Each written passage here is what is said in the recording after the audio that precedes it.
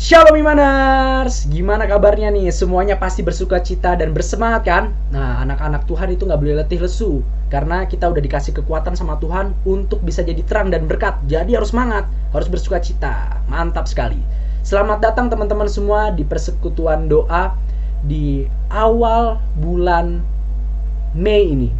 Wah, ini kayaknya teman-teman nih udah bersemangat sekali ya. Coba boleh teman-teman di bawah nih, di kolom chat bawah, teman-teman bisa tuliskan dari mana teman-teman berasal, siapa namanya, dari fakultas apa. Nah, coba tuh ditulis dulu. Kita mau lihat keramaiannya nih, anak-anak Imaners ini dari mana-mana aja nih, kota-kota mana aja nih. Ya, mungkin teman-teman baru pertama kali lihat kakak ya, atau sudah ada yang pernah lihat, tapi belum kenal nih. Jadi, kakak kenalan dulu ya.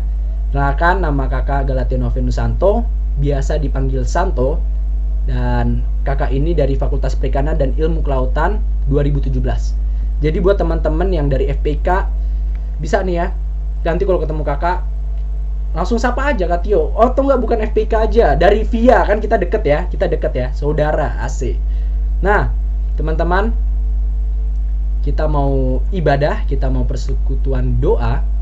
Kita alihkan dulu sejenak, kita alihkan segala kesibukan kita alihkan segala, mungkin kita sudah berbeban berat, stres ya, kita mau masuk ke hadirat Tuhan, kita mau recharge kembali jiwa kita sebelum kita berdoa, kita mau memuji menyembah Tuhan. Mari kita fokuskan hati kita kepada Tuhan.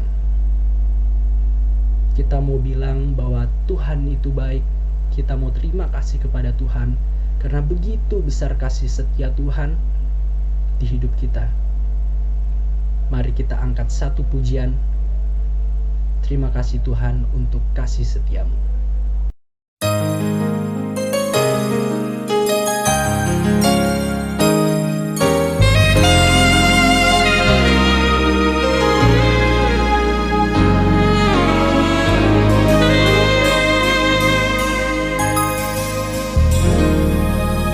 Kasih Tuhan untuk kasih setiamu yang ku alami dalam hidupku. Terima kasih Yesus untuk kebaikanmu sepanjang hidupku.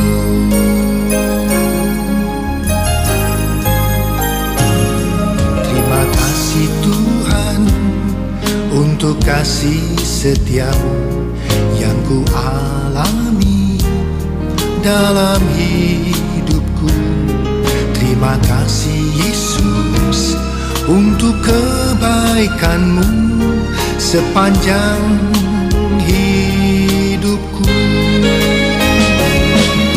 Terima kasih Yesusku buat anugerah yang Kau beri.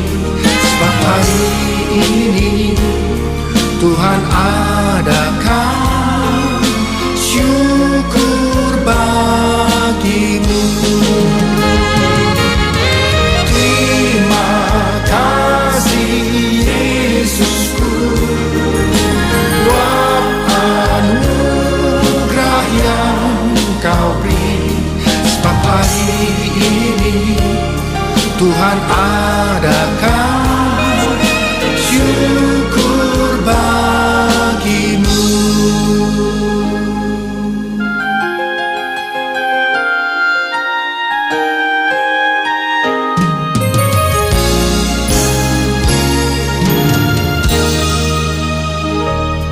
Terima kasih Tuhan untuk kasih setiamu yang ku alami dalam hidupku. Terima kasih Yesus untuk kebaikanmu sepanjang hidupku. Terima kasih Yesusku buat anugerah yang Kau beri. Sebab hari ini Tuhan adakan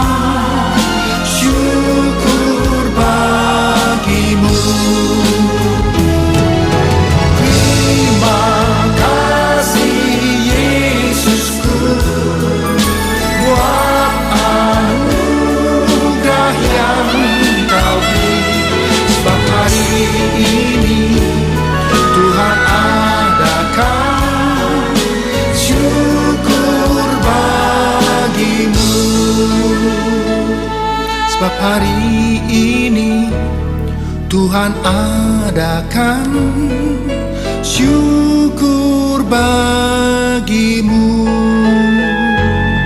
Sebab hari ini Tuhan adakan syukur bagimu.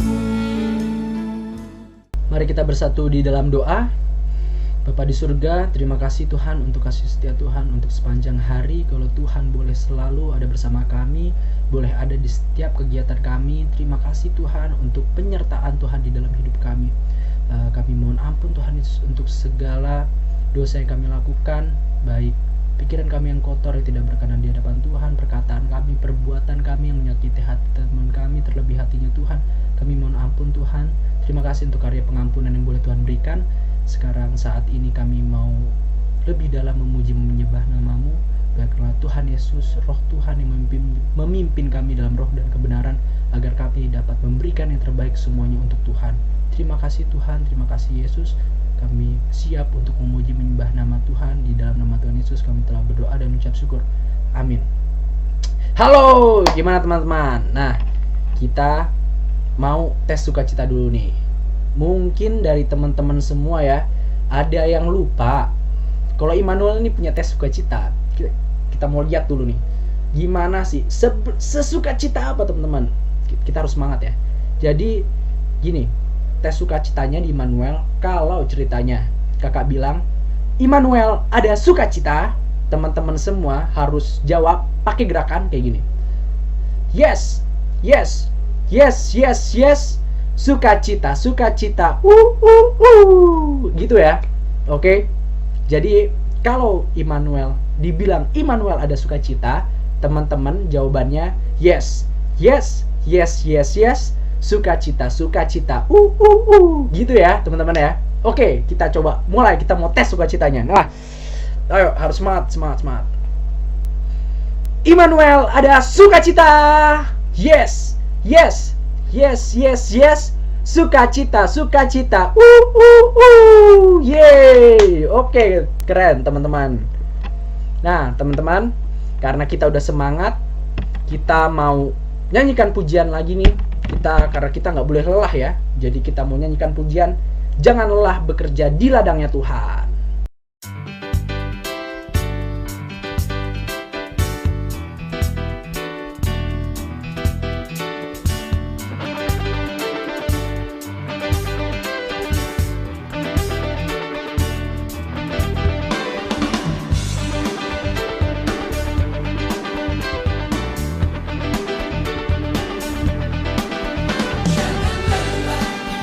Bekerja di ladangnya Tuhan.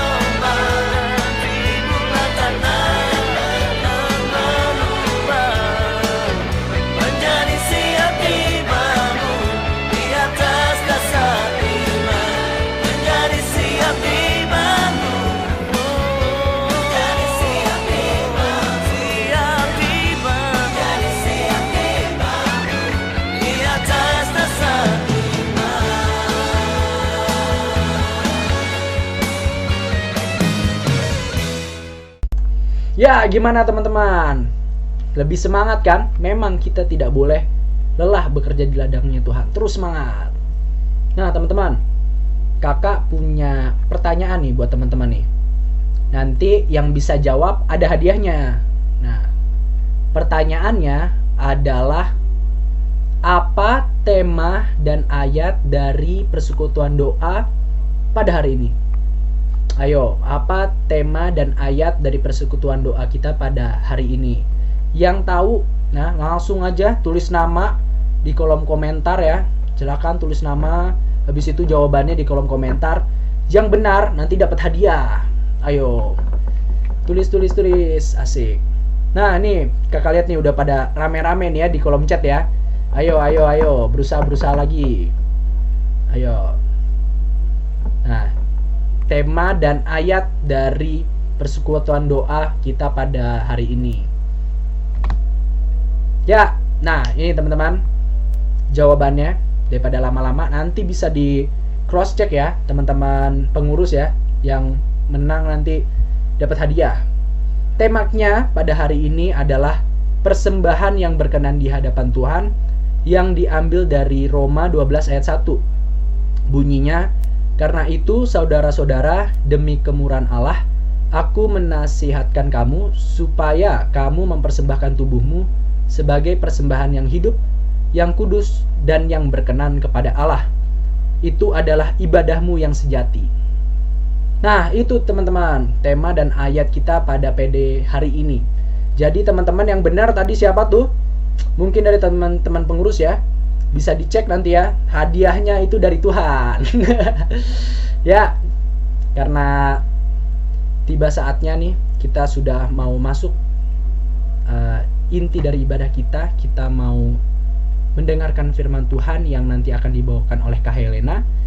Mari kita siapkan hati, kita siapkan fokus kita arahkan kepada Tuhan. Kita mau bilang ke Tuhan bahwa firman-Nya Tuhan itu pelita bagi hidup kita.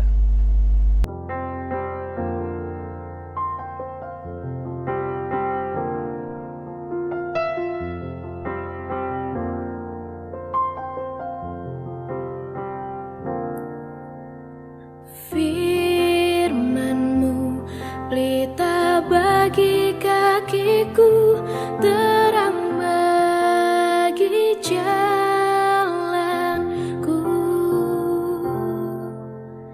Firman-Mu pelita bagi kakiku, terang bagi jalanku.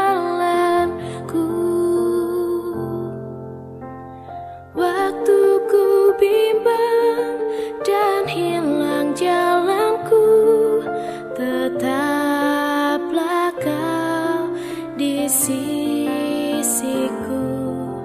Dan takkan ku takut, asal Kau di dekatku, besertaku selamanya.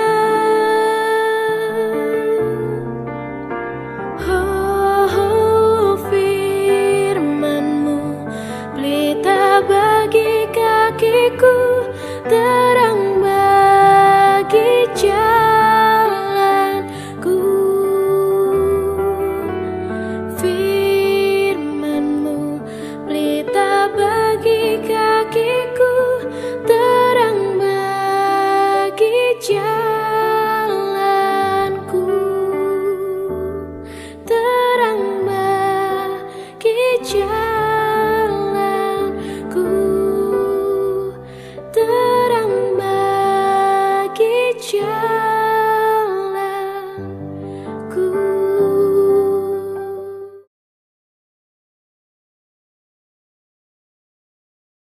Selamat siang adik-adik sekalian. Kita bersyukur kepada Tuhan karena kita masih diberikan kesempatan untuk kembali bisa menikmati persekutuan dengan Tuhan ya, menikmati hadirat Tuhan, menikmati kesempatan untuk memuji, menyembah Dia, menyampaikan doa-doa kita baik secara personal maupun secara bersama-sama secara khusus pada siang hari ini. Walaupun secara virtual atau tidak langsung face to face, tapi itu tidak menjadi tidak mengurangi sukacita yang kita miliki ya, karena kita menyadari, kita tahu bahwa Allah yang kita sembah, Allah yang kita imani adalah Allah yang Maha Kuasa, Allah yang tidak dibatasi oleh ruang dan waktu ya. Bersyukur untuk kesempatan pada hari ini ya, kita akan sama-sama belajar firman Tuhan. Dan bagian firman Tuhan yang diberikan oleh pengurus ialah dari Roma 12 ayatnya yang pertama, dan diberi tema bagaimana memberikan persembahan yang kudus dan berkenan kepada Tuhan. Nah, sebelum kita membaca dan merenungkan firman Tuhan, kita butuh pertolongan Tuhan, karena sepintar apapun kita tetap manusia yang terbatas, yang tidak akan mungkin mampu untuk mengerti, memahami isi pikiran Allah, isi hati Allah yang begitu luar biasa dalam keterbatasan pemikiran ataupun intelektual manusiawi kita. Karena itu mari bersama-sama dan mengajak kita semua berdoa sebelum membaca dan merenungkan firman Tuhan. Allah Bapa kami yang ada dalam sorga, terima kasih banyak untuk kasih setia yang masih Engkau anugerahkan bagi kami. Terima kasih ketika banyak orang yang mengalami pergumulan sulit untuk menikmati persekutuan sebagai sesama saudara seiman, entah di Indonesia atau di berbagai belahan dunia ini. Banyak orang yang sementara terbaring karena sakit, banyak orang sementara ada dalam depresi dan lain sebagainya. Tetapi kami bersyukur karena Tuhan masih memberikan kesempatan ini bagi kami untuk bersama-sama menikmati hadirat Tuhan dalam kebersamaan sebagai sesama anggota tubuh Kristus, secara khusus di PMK Immanuel ini. Terima kasih banyak Bapa di sorga. Kami bersyukur untuk anugerah ini dan kami rindu supaya dalam persekutuan ini ya Tuhan, kami bukan melakukannya atau mengikutinya karena suatu alasan yang salah, motivasi yang salah, atau hanya karena suatu program atau suatu rutinitas. Tetapi kami rindu kalau kami ada dalam pertemuan ini walaupun secara online ya Tuhan, kami sungguh-sungguh tahu kenapa kami ada di sini, karena kami rindu menikmati persekutuan dengan Tuhan secara pribadi maupun sebagai sesama anggota tubuh Kristus, sebagai sesama keluarga kerajaan Allah. Tuhan, kami akan mendengarkan firman-Mu. Kami tahu kemampuan berpikir kami terbatas dan kami sudah terkorup cara berpikir kami, sikap hati kami juga, pendengaran kami juga ya Tuhan sudah tidak punya kemampuan untuk memahami-Mu secara baik. Karena itu kami berdoa di dalam nama Yesus, Allah yang berkuasa di langit dan di bumi. Engkau membuka akal pikiran kami, baik hamba-Mu maupun semua adik-adik yang mendengar saat ini. Supaya hamba bisa kami mengerti apa yang menjadi pikiran Tuhan, isi hati Tuhan yang ingin disampaikan kepada kami melalui bagian firman Tuhan dari kitab Roma pasal 12 ini ya Tuhan. Tuhan juga buka hati kami supaya kami memiliki sikap hati yang benar, hati seorang murid yang mau diajar, mau mengajar, dan juga punya kemampuan, punya kemauan untuk mengajar atau berbagi dengan orang lain.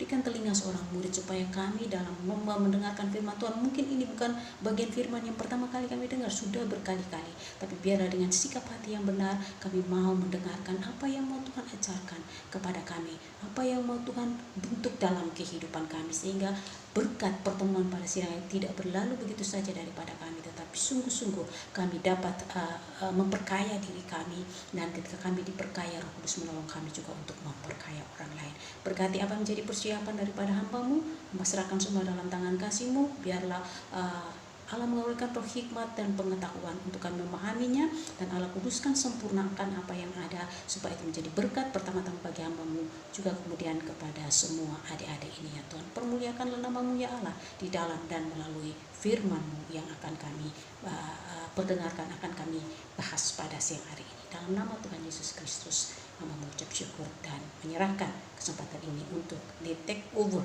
oleh Tuhan sendiri. Terima kasih Tuhan. Amin. Baik, adik-adik sekalian, firman Tuhan dari Roma 12 ayatnya yang pertama saya akan bacakan di sini dengan topik yang diberikan oleh Lembaga Kitab Indonesia, persembahan yang benar. Karena itu, saudara-saudara, demi kemurahan Allah, aku menasihatkan kamu supaya kamu mempersembahkan tubuhmu sebagai persembahan yang hidup, yang kudus, dan yang berkenan kepada Allah. Itu adalah ibadahmu yang sejati. Demikian firman Tuhan untuk kita ya pada siang hari ini. Saya percaya kita semua tahu bahwa penulis daripada kitab Roma adalah Rasul Paulus, ya. Rasul Paulus adalah penulis dari kitab Roma ini, dan secara garis besar aja ya, kitab Roma ini dibagi dalam dua bagian, yaitu bagian pertama yaitu dari pasal 1 sampai pasalnya yang ke-11 itu berbicara tentang iman Kristen. Apa sih iman Kristen itu? Apa yang kita percayai dalam kekristenan? Apa ajaran dari apa yang diajarkan dalam kekristenan, dan bagaimana kita kehidupan, bagaimana menjadi orang Kristen.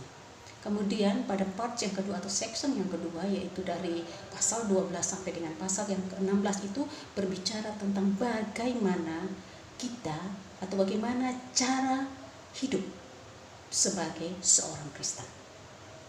Nah, dalam bagian ini Rasul Paulus ya, ketika dia berbicara tentang dalam kitab Roma ini ya, berbicara secara keseluruhan tentang apa yang harus dilakukan dan apa yang tidak harus dilakukan, yaitu kehidupan hampir keseluruhan Alkitab berbicara seperti itu, apa yang harus dilakukan dan apa yang tidak harus dilakukan, terutama juga di dalam kitab Roma ini ya. Nah, pada pasal 12 ayat yang pertama ini dimulai dengan apa yang harus dilakukan, ya, apa yang harus dilakukan. Hal pertama yang dilakukan ini bicara tentang pengorbanan atau sacrifice, pengorbanan atau persembahan, ya. Nah, sebelum kita masuk kepada persembahan ini, ada satu hal yang perlu kita perhatikan di sini, bahwa Rasul Paulus dalam surat Roma ini dia menjadi pesan yang juga ingin disampaikan kepada jemaat di Roma, yaitu bagaimana bicara tentang relasi, ya, atau relasi ataupun keakraban, hubungan di dalam bagian kitab ini bicara tentang bagaimana relasi di dalam relasi manusia, ya, relasi manusia. Dan kalau kita mau bicara tentang relasi, maka hal pertama atau oknum pertama yang harus kita pahami dalam hal penting, yang paling penting yang harus kita mengerti dalam sebuah relasi ialah bagaimana manusia berelasi dengan Tuhan. Itu merupakan titik awal daripada relasi-relasi lainnya. Nah, kalau manusia dalam hal ini tidak memiliki relasi yang benar dengan Allah, maka itu sudah akan pasti relasinya juga dengan sesama manusia pun tidak akan benar, termasuk ketika dia melihat kepada keberadaan dirinya sendiri pun dia tidak akan bisa menemukan sesuatu yang benar dan memuaskan. Jadi sebenarnya pesan tersirat yang mau disampaikan di dalam kitab Roma ini juga penekanannya pada hal relasi. Nah, makanya ini diawali bagaimana cara menjalani kehidupan sebagai orang Kristen. Sebagai orang Kristen diawali dengan pertama adalah sacrifice atau pengorbanan. Nah, di sini Rasul Paulus mengatakan, karena itu saudara-saudara, demi kemurahan Allah aku menasihatkan kamu. Berarti surat ini tidak berisi bukan perintah, ya. Bagian ini bukan perintah, tapi sesuatu anjuran, suatu arahan yang sangat, ya. Kalau kita lihat di dalam bahasa Inggrisnya, ya, di situ bicara tentang plea atau pursue, ya, sesuatu yang memang di hard recommended, sangat, ya. Rasul Paulus sangat memotivasi jemaat Tuhan yang ada di Roma untuk bisa mempersembahkan, memberikan persembahan yang berkenan kepada Allah sebagai perwujudan daripada pelayanan mereka kepada Allah, atau sebagai ibadah mereka kepada Allah. Nah, di sini kalau bicara tentang persembahan ini, mempersembahkan apa yang disarankan oleh Rasul Paulus ini, Rasul Paulus mengatakan, hendaklah kamu mempersembahkan tubuhmu sebagai persembahan yang hidup, yang kudus dan yang berkenan kepada Allah. Oke, bicara tentang persembahan, maka tentunya tidak terlepas dari cerita dalam perjanjian lama ya. Kita tahu bahwa dalam perjanjian lama itu semua aktivitas orang Israel itu selalu identik dengan pengorbanan atau persembahan atau sacrificial ya. Kita melihat bahwa setiap hari orang Israel kalau mau datang ke bertemu dengan Tuhan atau mau beribadah ke rumah Tuhan, entah itu waktu masih tenda ataupun dalam bentuk bait suci ya, mereka harus datang tidak dengan tangan kosong, tapi mereka harus membawa korban persembahan.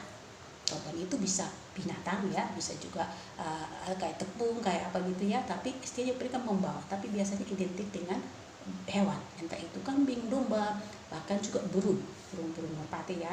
Nah, kemarin persembahannya diberikan kepada di pelataran bait. Pelataran, kemudian imam akan menerima dan membunuh hewan tersebut, kemudian darahnya dipercikan kepada orang Israel tersebut sehingga dia boleh datang kepada Tuhan diwakili oleh imam untuk menyampaikan apa yang menjadi kerinduan, harapan dan pergumulan yang ingin dia sampaikan kepada Tuhan. Nah, syarat ya, berarti persembahan pada masa perjanjian lama itu adalah sesuatu yang dibawa kepada Allah, kemudian itu istilahnya persembahannya kemudian dibunuh, mati dan dipersembahkan, dibakar habis, ditaruh di mesbah atau di mesbah pembakaran ya, kemudian dibakar habis hingga api atau apa gitu ya, menjadi persembahan yang berbau harum di hadapan Tuhan. Nah, itu jadi persembahan pada perjanjian lama itu adalah persembahan yang mati, harus dimatikan dulu baru dipersembahkan, jadi dicucurkan darahnya. Nah, tipe persembahan ini merupakan bayang-bayang daripada apa yang akan dilakukan oleh Allah di dalam Yesus Kristus, bagaimana Yesus Kristus dia datang ke dunia, kemudian dia mempersembahkan hidupnya untuk menjadi untuk menebus dunia ini dari penghukuman Allah akibat dosa dan pelanggaran dunia. Dan itu sudah terjadi ketika Yesus Kristus menyerahkan nyawanya, dia mati, darahnya dicurahkan, nyawanya diberikan, dan kemudian dia mati menjadi pengganti manusia, substitution, menggantikan manusia, dan kematian Kristus menjadi kematian yang berkenan kepada Allah, dilakukan sekali seumur hidupnya dan berlaku sampai kekekalan.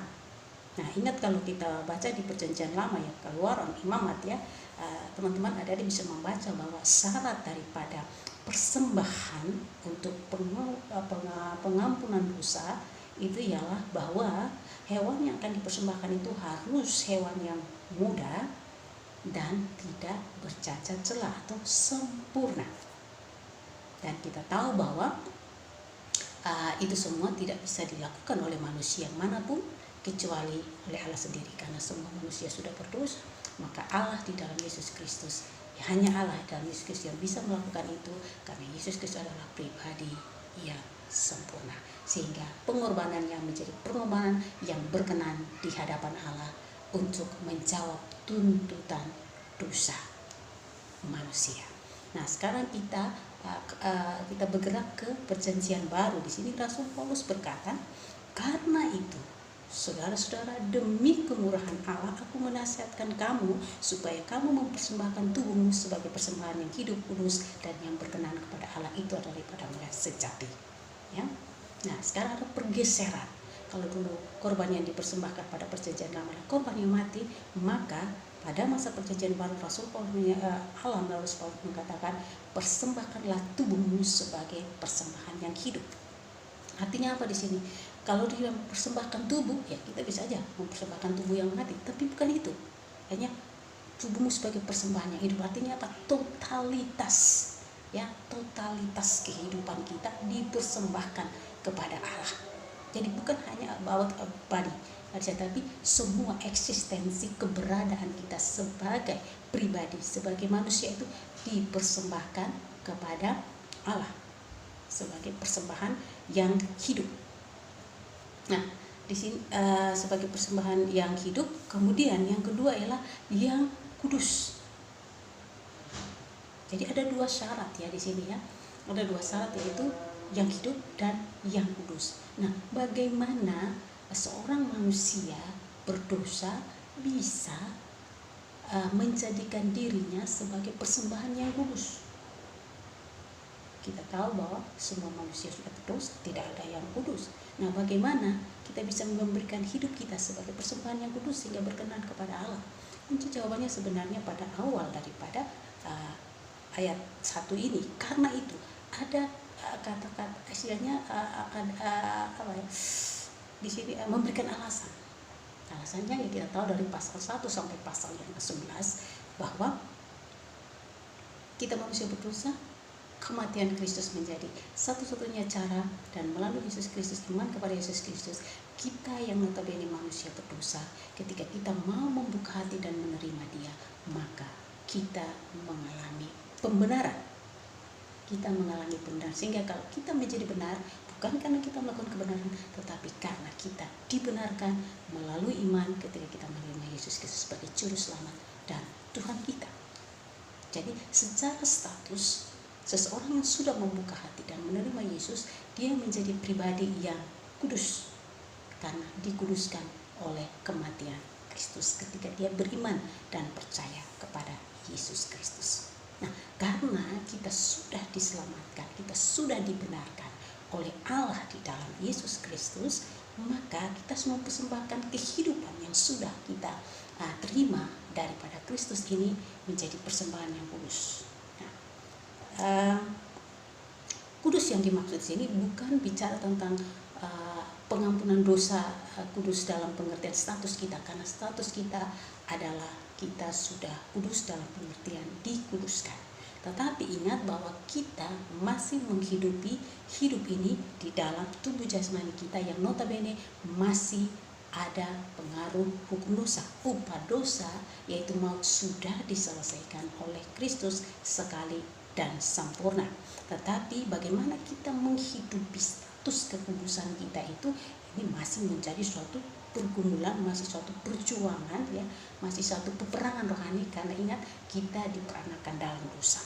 Artinya keinginan-keinginan kita, pikiran dan lain sebagainya adalah pemikiran masih dalam kebiasaan lama, karena itu perlu dikuduskan. Ya, perlu dikuduskan, kita terus perlu mengalami proses transformasi, ya, proses transformasi. Di dalam bagian firman Tuhan Efesus 4 di dalam bagian firman Tuhan di dalam 2 Korintus 5 ayat 17 dikatakan, jadi barang siapa yang ada dalam Kristus, dia adalah ciptaan baru.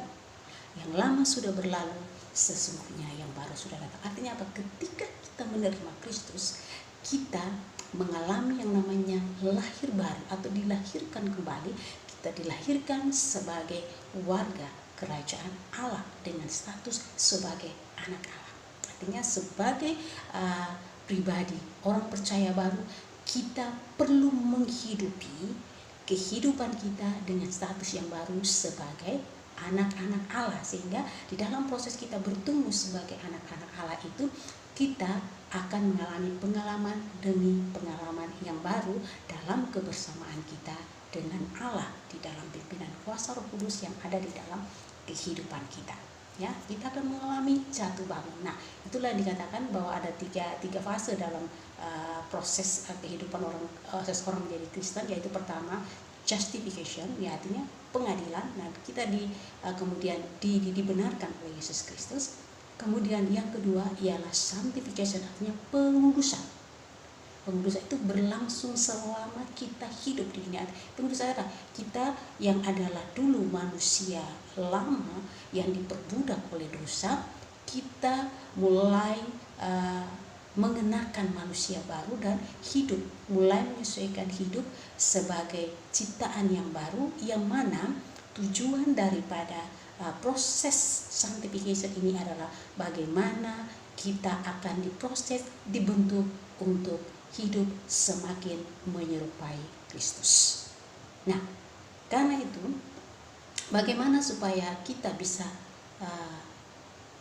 menjadi semakin menyerupai Kristus? Tentunya kita harus punya relasi ataupun persekutuan yang akrab dengan Dia intensitas pertemuan yang semakin sering dengan dia, dan juga waktu yang banyak, sehingga kita semakin mengenal dia, semakin mengerti dia, dan akhirnya kita juga semakin tahu apa yang dia ingin untuk kita lakukan dalam hidup kita. Nah, satu analogi seperti ini. Kita mengenal dua hewan di sini yang namanya bunglon. Kita tahu bunglon. Bunglon itu adalah hewan yang akan berusaha untuk menyelamatkan dirinya dengan cara merubah warna kulitnya sesuai dengan background tempat di mana dia menetap. Kalau dia di pohon, ya warnanya seperti pohon yang dia tempati. Di daun, ya dia agak hijau seperti daun. Di bunga, ya dan lain sebagainya. Jadi bunglon akan selalu menyesuaikan dengan color background daripada tempat di mana dia berada. Itu cara dia mempertahankan diri. Tetapi ada hewan yang lain lagi kita mengenal, itu ulat bulu ya. Nah, kalau kita kan geli kalau ulat-ulat, ya menjijikan, ya kadang di tanah menjijikan. Jarang ada orang mau bersentuhan dengan ulat bulu karena juga bisa bikin gatal ya. Tapi kita melihat bagaimana ulat bulu ini kemudian dia berubah, dia memasuki tahap transformasi menjadi kepompong. Nah, kepompong ini akan biasanya gantung di daun kayak di apa ya, dalam proses kengkungan di dalam suatu suatu wadah, akhirnya kayak kepompong. Kemudian dia akan mengalami proses metamorfosis di dalam kepompong itu.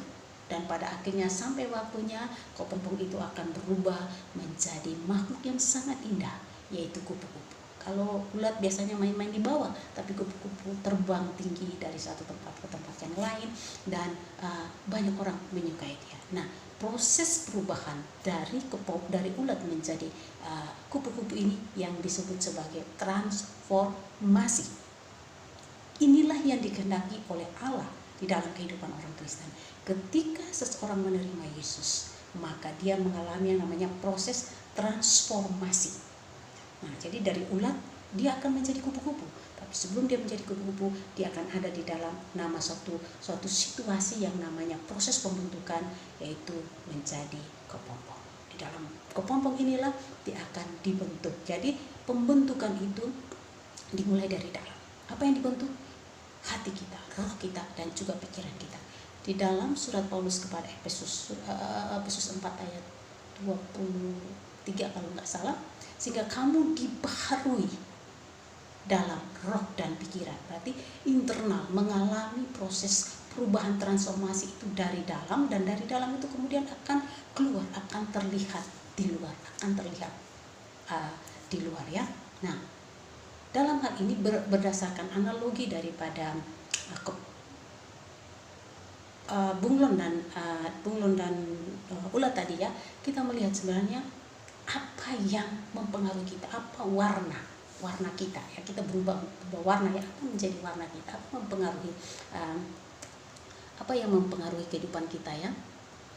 Kita bisa apa yang mempengaruhi kehidupan kita, apa yang itu akan sangat ditentukan oleh apa yang kita lihat, apa yang kita dengar, apa yang kita pikirkan. Waktu-waktu yang ada yang kita miliki itu kita investasikan untuk apa? Misalnya televisi, nonton, YouTube, ataupun IG, ataupun Twitter, atau cerita apapun, atau apa yang kita lihat ya. Semua yang kita lihat, kita dengar, kalau kita banyak menginvestasikan waktu kita untuk hal seperti itu, maka sebenarnya kita sementara memberikan diri kita untuk dibentuk oleh sesuatu itu. Ya, kalau kita banyak mengikuti follow ya, kalau di IG kan follow seseorang, akhirnya kita banyak mengikuti orang itu, sadar atau tidak kita memberikan ruang kepada orang itu untuk membentuk kita. Hanya nilai-nilai hidup kita dibentuk oleh orang itu. Jadi ada yang mungkin punya idola siapa, akhirnya dia meniru tanpa sadar cara bicara, konsep nilai itu tanpa sadar masuk ke dalam pikiran kita, melalui pendengaran kita, melalui mata kita, masuk dan membentuk menjadi nilai dalam hidup kita, sehingga pada akhirnya sadar atau tidak mau kita sementara dibentuk semakin menyerupai apa yang kita lihat, apa yang kita dengar, dan apa yang kita ikuti. Nah, di sini dikatakan bahwa kita diselamatkan, kemudian kita mau diubah untuk menjadi seperti Kristus. Kalau memang kita diselamatkan kemudian untuk diproses sebagai ciptaan baru, mengalami pengalaman-pengalaman baru supaya kita semakin hari semakin menyerupai Kristus, maka pertanyaannya, Kristus yang bagaimana yang mau kita ikutin? Tentunya Kristus yang bagaimana itu akan sangat-sangat clear di dalam Alkitab. Pertanyaan yang harus kita pikirkan, berapa banyak waktu yang saudara dan saya investasikan untuk mengenal Allah di dalam Yesus Kristus melalui pembacaan dan perenungan firman Tuhan? Semakin kita berrelasi dengan seseorang, semakin sering kita bertemu dengan orang itu, tanpa sadar orang itu akan semakin mempengaruhi tingkat pengenalan kita terhadap orang itu pun akan semakin tinggi, semakin luas, dan tingkat kepercayaan kita kepada orang tersebut juga semakin luas, semakin besar. Nah, kalau kita saja tidak pernah punya waktu untuk bersekutu dengan Tuhan, atau mungkin tiap hari Minggu pas PD-PD seperti ini dan lain sebagainya, maka sebenarnya kita akan memiliki gambaran yang gak jelas tentang Kristus. Maka kita juga mengaku diri sebagai orang Kristen, tapi cara berpikir kita, konsep nilai kita, dan notabene pada akhirnya perilaku kita tidak mencerminkan Kristus, tapi mencerminkan yang lain, yaitu di mana atau siapa yang engkau berikan waktu yang banyak. Kadang-kadang kita suka dengar hal-hal rohani, khotbah-khotbah dan lain sebagainya, bagus untuk menambah wawasan kita, tetapi jarang sekali kita meluangkan waktu untuk membaca Alkitab. It's okay, kita dengar khotbah, bagus, karena dia bicara tentang firman Tuhan, ya. Kita dengar baca Al-Quran, bagus untuk menambah wawasan, tapi jarang sekali kita punya waktu untuk baca firman Tuhan secara pribadi. Ketika kita baca firman Tuhan, sebenarnya kita sementara mendengarkan Tuhan berbicara personally dengan kita. Kita lebih senang dengar orang bicara, malaslah baca, dengar aja. Betul, tapi sayang banget ya, karena bisa saja seorang hamba Tuhan salah bicara. Misalnya saya bicara ayat ini, tapi kalian tidak konfirmasi ayatnya di dalam Alkitab. Kalian menerima saya seolah-olah saya benar, padahal bisa jadi saya juga menyampaikan sesuatu yang salah, misalnya menghafal ayat salah. Ya, 2 Korintus 5:17 tadi. Jadi barang siapa ada dalam Kristus, saya ngomong itu, dan kalian percaya saja ayatnya, kalian tidak konfirmasi ayatnya dalam kitab, siapa tahu saya salah. Kan itu proses klarifikasi konfirmasi sangat penting untuk kalian lakukan. Nah, karena itu di sini dikatakan sekali lagi, mempersembahkan tubuhmu sebagai persembahan yang hidup, yang kudus dan yang berkenan bagi Allah. Kudus, jadi proses kita mulai dibentuk cara berpikir kita, sikap hati kita, konsep nilai kita, sehingga kita akan memiliki semakin hari semakin memiliki pikiran seperti pikiran Kristus. Semakin hari kita akan punya kemampuan, kepekaan untuk merasakan seperti apa perasaan Kristus, dan pada akhirnya kita juga akan diberikan kemampuan untuk menjalani kehidupan sebagaimana yang Kristus kehendaki. Ya, sehingga itu menjadi sebuah persembahan. Ya, ibadah yang sejati, ibadah bukan hanya hari Minggu, enggak, ibadahnya seluruh eksistensi keberadaan kita. Ketika kita bangun dalam menjalani kehidupan sampai kita tidur kembali, itu adalah ibadah. Hidup kita adalah ibadah. Jadi bukan hanya waktu itu, all the time, sepanjang waktu itu adalah ibadah. Apakah ketika saya memutuskan ini menjadi sesuatu yang berkenan kepada Tuhan? Apa ketika saya pergi ke sana itu menjadi sesuatu yang menyenangkan Tuhan? Apa ketika saya melakukan ini dan itu, berteman ini semua menjadi sesuatu yang berkenan kepada Tuhan? Itu semua menjadi suatu konsep yang nilai yang perlu kita istilahnya filter atau kita sorot dengan Alkitab. Kita sorot lagi dengan firman Allah. Nah, di sini persembahan yang hidup, ya. Kalau saudara perhatikannya, bayangkan seperti ini. Persembahan artinya apa? Kita dengan sadar memberi diri kita, waktu, pikiran, tenaga, talenta kita, untuk bagaimana kita, eksistensi kita itu kita gunakan untuk mempermuliakan Tuhan. Sebagai mahasiswa, bagaimana engkau mempermuliakan Tuhan dalam studimu, mengerjakan tugas-tugas dan lain-lain.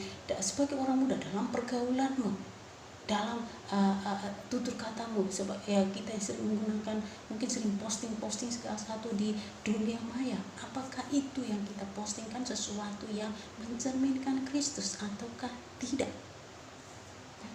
Semua dalam relasi kita dengan keluarga, itu semua harus menjadi ibadah yang sejati, yaitu ibadah yang diperkenankan Tuhan ketika itu dilakukan sesuai dengan kehendak Tuhan. Kita tidak harus kehilangan jati diri kita, natural kita cari diri kita, tetapi diri yang mau terus dibentuk, diri yang mau terus diubah untuk menjadi semakin mirip Kristus. Ya, jadi hal yang penting yang harus kita ingat ialah persembahan yang hidup. Artinya bayangkan bahwa di sini ada mezbah, ada api, persembahan itu harus dibakar. Ada api yang menyala, dan kita menempatkan diri kita di atas mezbah itu secara sadar. Kita menempatkan diri kita, pasti kita akan mengalami panas, sakit dan lain sebagainya. Nah, kita punya peluang untuk memilih tetap berada di atas mezbah. Karena apa? Proses pemanasan pembakaran itu dilakukan dan perlu dilakukan untuk membakar sisi-sisi kemanusiaan kita, keduniawian kita. Karena itu semua harus ditanggalkan, karena kita harus hidup dalam gambaran Kristus yang terus ditancapkan, diimportasikan ke dalam diri kita melalui kita membaca, merenungkan firman Tuhan dan mentaati firman Tuhan. Ya, kadang-kadang kita nggak kuat kan, itu kita lompat. Proses pembakaran, pemurnian sebenarnya kita lompat, dan artinya proses pemurnian itu semakin hari semakin lambat. Ketaatan sangat ditentukan, kualitas ya emas ya, semakin kemurniannya akan cepat ketika dia berada dalam suhu yang cukup tinggi. Itu dia akan meleleh, tetapi justru ketika dia meleleh itu unsur-unsur yang bukan emas itu akan rontok, dan pada akhirnya yang tertinggal adalah emas yang benar-benar emas atau emas murni. Nah, itu yang dimaksud dengan persembahan yang hidup di sini. Jadi kita memberi diri dengan seluruh keberadaan kita, pikiran, perasaan, kehendak kita serahkan kepada Tuhan. Tuhan, hidupku bukan milikku, tapi Engkau yang menganugerahkan kehidupan. Aku ingin mempersembahkan hidupku untuk bagaimana mempermuliakan nama-Mu. Proses aku Tuhan, cara berpikirku, sikap hati dan perilakuku, supaya apapun yang aku pikirkan, apapun yang aku kerjakan, apapun yang aku putuskan, apapun yang aku perlihatkan, semua itu untuk mempermuliakan nama-Mu. Nah, itu yang menjadi menjadi pesan yang ingin kita ingin disampaikan oleh Rasul Paulus, dan ini amat sangat tidak mudah. Kita tidak akan bisa bertahan dalam proses sanctification atau proses penyucian ini. Karena itulah Allah tahu kita tidak akan pernah mampu, makanya Dia mengirimkan seorang penolong, yaitu Roh Kudus yang berdiam di dalam hidup kita. Roh Kudus inilah yang akan terus menolong kita, memampukan kita, mendampingi kita dalam jatuh bangunnya proses kita menjadi semakin menyerupai Kristus, sehingga kita akan diubahkan semakin menyerupai Kristus. Ya, dengan catatan kita mau membiarkan hidup kita untuk terus-menerus dipimpin dan dikuasai oleh Roh Kudus. Ini suatu proses perjuangan juga. Ya, kalau teman-teman yang ada dalam kelompok pemuridan atau kelompok KTB ya, kita akan belajar tuh bagaimana sebenarnya kita ketika kita dalam perjalanan kita jatuh dalam dosa. Kita tidak berkenan kepada Tuhan. Bagaimana caranya supaya kita kembali memperbaiki persekutuan kita yang rusak dengan Allah, sehingga kita kembali berada dalam suatu kehidupan yang dipimpin dan dikuasai oleh Tuhan. Itu naik turun terus, dan itu sebuah proses. Nah, karena itu adik-adikku sekalian, judulnya bagaimana memberikan persembahan yang kudus yang berkenan kepada Tuhan. Kunci jawabannya ialah pertama, kita harus menjadi anak Tuhan dulu. Artinya apa? Kita harus dibenarkan. Kita harus diampuni, dibenarkan. Dengan cara apa? Saya harus memiliki hubungan pribadi dengan Yesus ketika saya harus berdoa, meminta Dia masuk menjadi juru selamat dan Tuhan saya secara pribadi. Tanpa hubungan pribadi dengan Tuhan, maka kekristenan kita tidak, apapun perbuatan baik sebaik apapun yang kita lakukan, sama sekali tidak akan menjadi sebuah persembahan yang kudus dan berkenan kepada Tuhan. Karena itu dilakukan dalam natur keberdosaan tanpa pengampunan. Ya, setelah kita diampuni, kemudian kita disucikan melalui Roh Kudus menolong kita untuk terus menerus diperbaharui, sehingga pada akhirnya kita akan sampai pada tahapan yang ketiga, yaitu tahapan kemuliaan atau glorification. Itu 3 tahapan: justification, sanctification, dan glorification. Itu proses tahapan kehidupan orang-orang Kristen. Jadi adik-adikku sekalian, topik judul yang dikasih keren banget, sangat luar biasa, bagaimana memberikan persembahan yang kudus dan berkenan kepada Allah. Tetapi ini merupakan suatu tantangan yang besar. Sekali lagi, saudara dan saya tidak akan mampu memenuhi standar ini kalau saudara dan saya tidak berada dalam Kristus dan tidak mau memberi hidup kita dipimpin dan dikuasai oleh Kristus saat demi saat. Karena itu, perhatikanlah bagaimana engkau mengisi waktu-waktu hidupmu. Apakah waktumu banyak diinvestasikan untuk Tuhan, mengenal Tuhan dalam percakapan doa dan pembacaan perenungan firman Tuhan, menggali firman Tuhan, mendiskusikan firman Tuhan untuk mengenal lebih jauh apa yang Tuhan maksudkan? Ataukah waktu kita lebih banyak dipakai untuk hal-hal yang sebenarnya penting tapi bukan sesuatu yang berkaitan dengan sesuatu yang kekal, ya?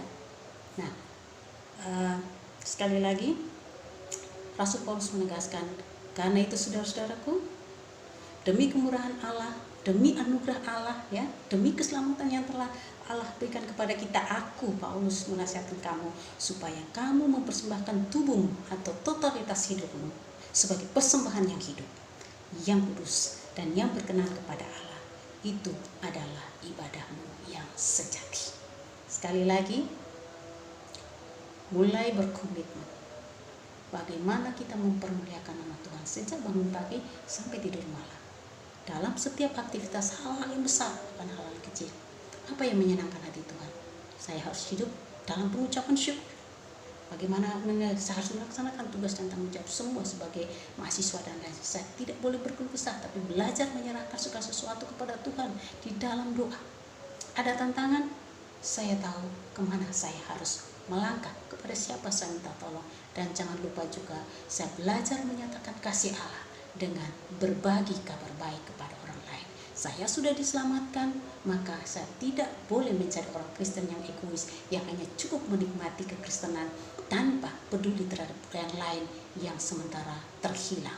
Karena itu Tuhan bilang, pergi, jadikan semua bangsa murid. Itu tugas tanggung jawab kita. Bagaimana kita memperkenalkan Kristus kepada orang lain.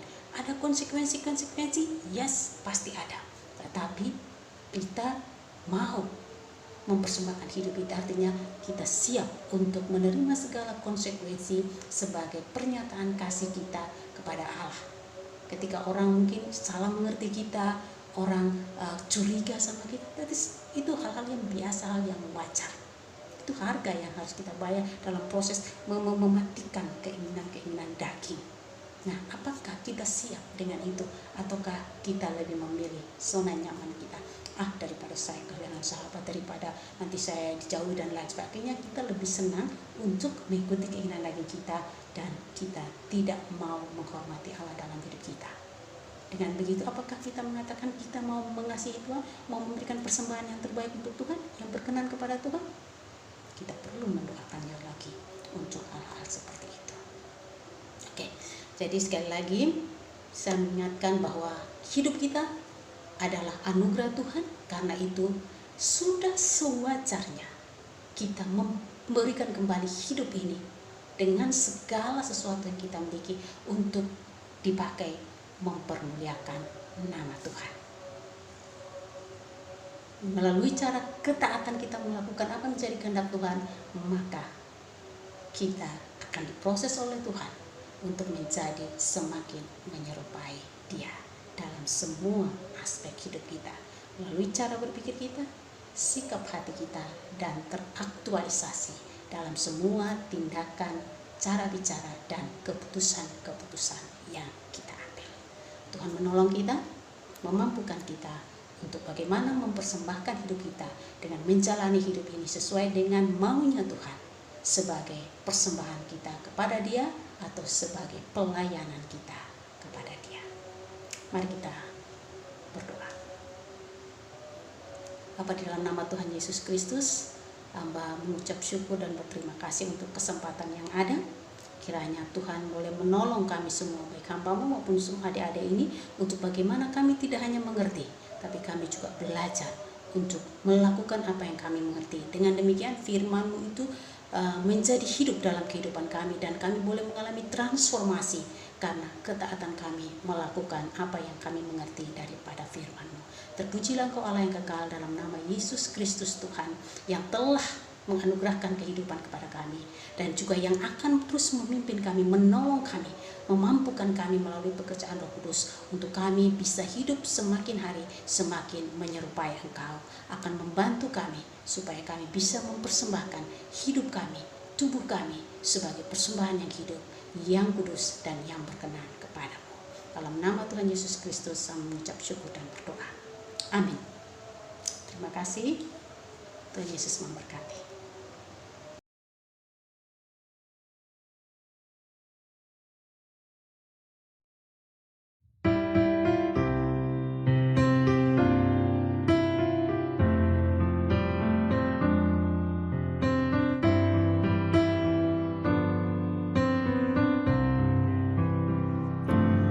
Hidup ini adalah kesempatan. Hidup ini untuk melayani Tuhan. Jangan sia-siakan waktu yang Tuhan beri. Hidup ini hanya sementara. Oh Tuhan, pakailah hidupku selagi aku masih kuat. Bila saatnya nanti ku tak berdaya lagi, hidup ini sudah jadi berkah.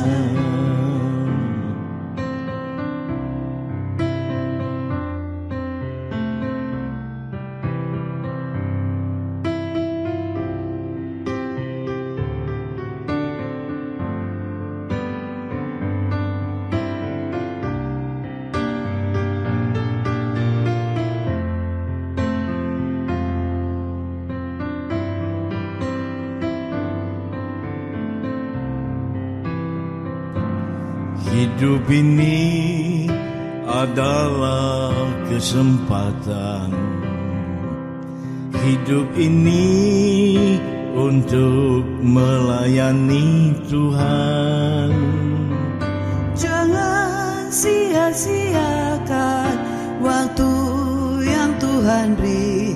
Hidup ini hanya sementara. Oh Tuhan, pakailah hidupku selagi aku masih kuat. Bila saatnya nanti ku tak berdaya lagi, hidup ini sudah jadi berkah. Oh Tuhan, pakailah hidupku selagi aku masih kuat. Bila saatnya nanti ku tak berdaya lagi, hidup ini sudah jadi berkah. Hidup ini sudah jadi berkah. Bila saatnya nanti ku tak berdaya lagi,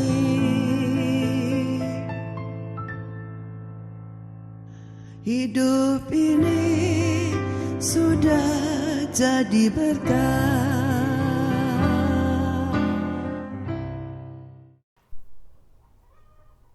Mari kita bersatu di dalam doa. Bapa kami yang ada di sorga, terima kasih Bapa atas rahmat dan karunia yang senantiasa Engkau limpahkan kepada kami. Hari ini Bapa, kami anak-anak-Mu datang dan berdoa di hadapan-Mu. Kami berdoa bagi bangsa Indonesia. Kiranya Tuhan, Engkau yang senantiasa berkati bangsa kami, agar menjadi bangsa yang semakin maju dan sejahtera, baik di bidang ekonomi, politik, budaya, sosial, dan toleransi beragama. Kami juga berdoa bagi pemerintah pusat, yaitu Presiden dan jajarannya, sampai pemerintah daerah. Kiranya Bapa, Engkau memberikan hikmat kebijaksanaan serta kekuatan, agar dapat menjalankan tugasnya dengan baik seturut dengan kehendak-Mu. Bapa, kami berdoa untuk tempat kami menempuh pendidikan, yaitu Kota Malang. Lindungi Kota Malang dan seluruh penduduknya dari malapetaka, bencana alam dan pertikaian. Dan untuk pemerintah yang memimpin Kota Malang, kiranya Tuhan, Engkau senantiasa memberikan kesehatan, kekuatan, dan juga Tuhan sertai di setiap keputusan yang mereka pilih, agar Kota Malang dapat menjadi kota yang semakin aman, damai, maju, dan sejahtera. Tuhan, kami berdoa bagi Universitas Brawijaya, khususnya VIA dan FPIK. Karuniakan akal budi serta kemampuan kepada dosen, mahasiswa, dan seluruh pegawainya, agar dapat menjalankan tugas dan tanggung jawab dengan baik sebagaimana mestinya. Bapa, berkati dan sertai juga UAKK, PMK, KMK, dan KMKK dalam pelayanannya. Jadikanlah wadah ini menjadi wadah bagi mahasiswa Universitas Brawijaya untuk semakin bertumbuh di dalam Tuhan. Tak lupa, kami berdoa untuk kesejahteraan dan kesehatan bangsa Indonesia.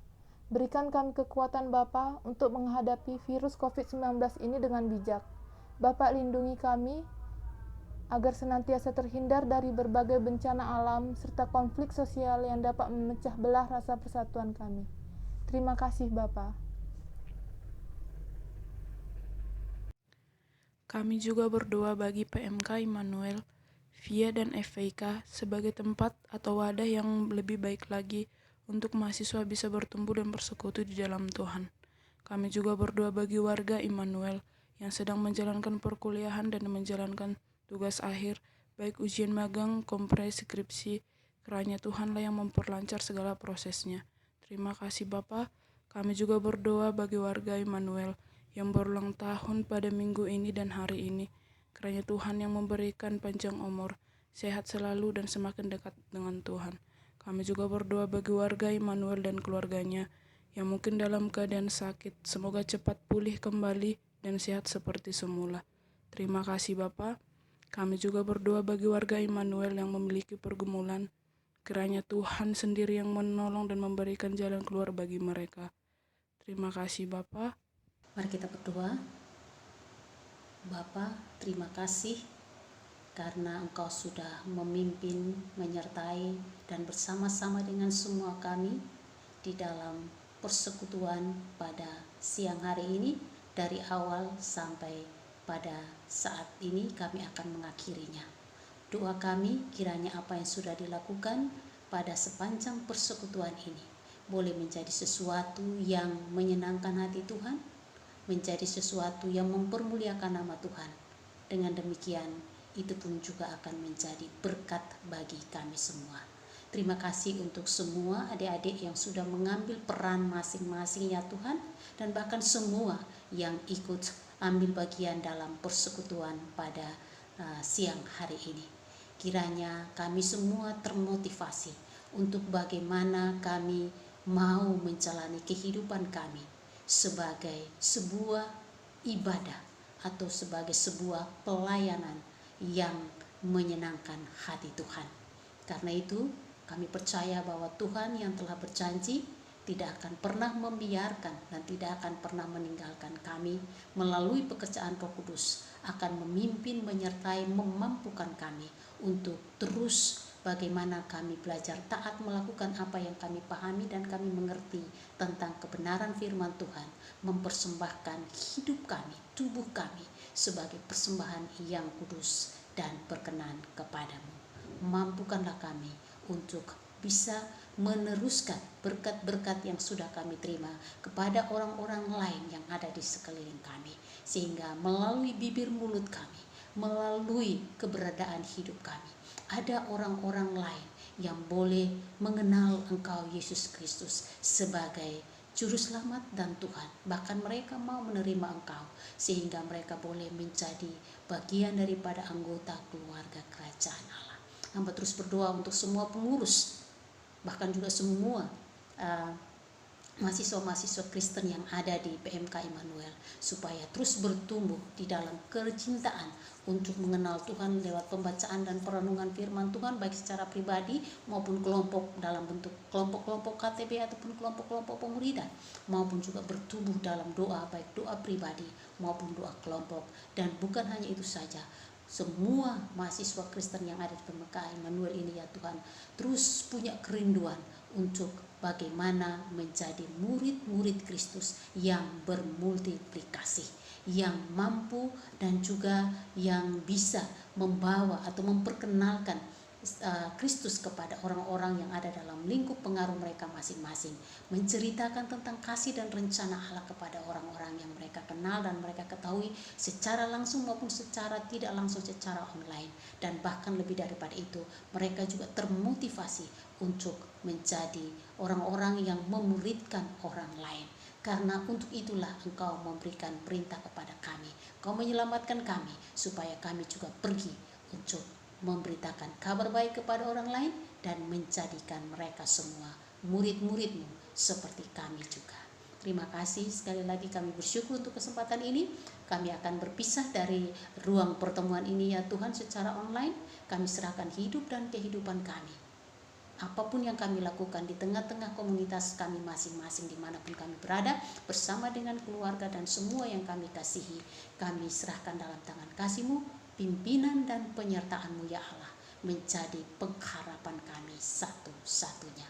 Allah Bapa yang menyatakan kasih di dalam Yesus Kristus, yang adalah Tuhan Juru Selamat yang telah mati dan bangkit bagi kami, yang telah naik ke sorga dan yang telah mengutus Roh Kudus untuk mendiami hati dan hidup kami, menjadi penolong yang setia yang tidak pernah akan membiarkan dan meninggalkan kami. Kami serahkan hidup dan kehidupan kami ke dalam tangan kasih-Mu.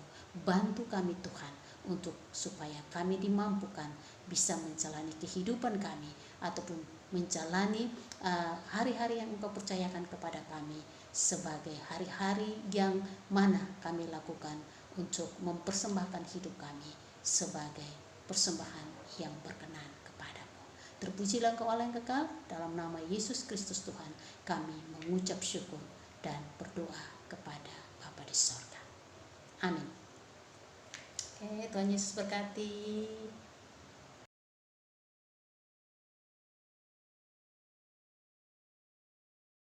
Shalom Imaners, gimana tadi udah dengerin khotbah dari Kak Helen kan? Kiranya khotbah yang disampaikan Kak Helen boleh jadi rema dan pedoman di dalam hidup kita. Kami dari segenap warga Imaners mengucapkan terima kasih untuk Kak Helen atas firman yang sudah dibagikan. Kiranya Kak Helen dimanapun Kak Helen berada, Kak Helen tetap diberkati dalam pelayanannya. Terima kasih Kak Helen. Oke, next kita lanjut ke pengumuman. Pengumuman yang pertama, selamat ulang tahun untuk kakak, abang, dan teman-teman yang berulang tahun pada minggu ini. Namanya ada di slide. Teman-teman, buat yang kenal kakak, abang, dan teman-teman kita yang sedang berulang tahun, boleh diucapkan semoga panjang umur, sehat selalu, dan selalu diberkati untuk perkuliahannya. Next. Selanjutnya, selamat seminar hasil untuk Kak Jessica Della dan Bang Nahum FPIK 2017. Selamat kompre untuk Kak Maria Anin FPIK 2017. Dan selamat sempro untuk Bang Galatio Santo FPIK 2017. Tetap semangat dan tetap andalkan Tuhan di dalam setiap prosesnya. Pengumuman yang selanjutnya yaitu PD dan Dore. Minggu depan libur dulu ya Imaners. Nantikan PD dan Dore 2 minggu lagi di jam yang sama, yaitu PD jam 11 waktu anak Tuhan dan Dore jam 5 waktu anak Tuhan. Jangan lupa pantengin terus akun media sosial Immanuel ya, biar gak ketinggalan. Selamat hari Jumat Imaners, Tuhan Yesus memberkati.